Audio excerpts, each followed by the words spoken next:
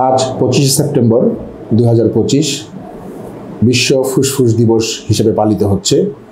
এই দিনটি 2019 সাল থেকে forum of international respiratory disease বলে একটি সোসাইটি আছে, সেই সোসাইটি এই 2019 সাল থেকে এই দিবসটি পালন করে আসছে। এই দিবসটি পালন করার মূল উদ্দেশ্য হলো ফুসফুসের রোগ সম্পর্কে সাধারণ মানুষের ভিতরে সচেতনতা তৈরি করা।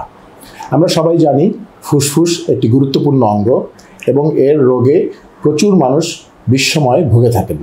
একটা সমীক্ষায় দেখা গেছে যে পৃথিবীর প্রায় 40 থেকে 50 কোটি লোক ক্রনিক রেসপিরেটরি ডিজিজ বা দীর্ঘমেয়াদী ফুসফুসের রোগে ভুগে থাকেন। আমরা করোনার সময় এই রোগের ভয়াবহতা দেখেছি যে ফুসফুস কিভাবে আক্রান্ত হয় এবং ফুসফুস আক্রান্তর মাধ্যমে কত মানুষ আমাদের মধ্যে থেকে হারিয়ে গেছেন এই করোনার সময়ে।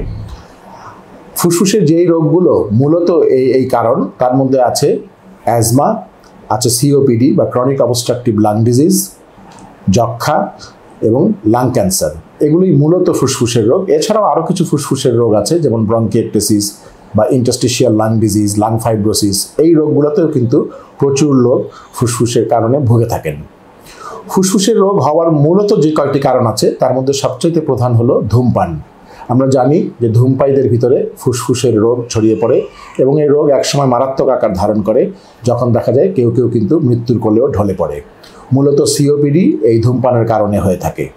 এছাড়াও অন্য যে রোগগুলো আছে, যেমন অ্যাজমার কথা আমি বলেছি, সেখানেও কিন্তু প্রায় 20 থেকে 25 কোটি লোক বিশ্বময় এই অ্যাজমাতে ভুগে থাকেন।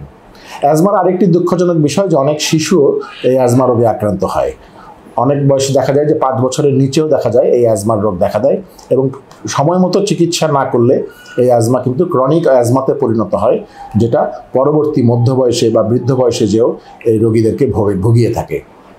আরেকটি বিষয় যেটি আছে সেটি হলো ইনফেকশন, যেটা নিউমোনিয়ার কারণ ঘটে থাকে এবং এই নিউমোনিয়া হবার কিন্তু বিভিন্ন কারণ আছে, যেমন ব্যাকটেরিয়া, ভাইরাস এবং ফাঙ্গাস।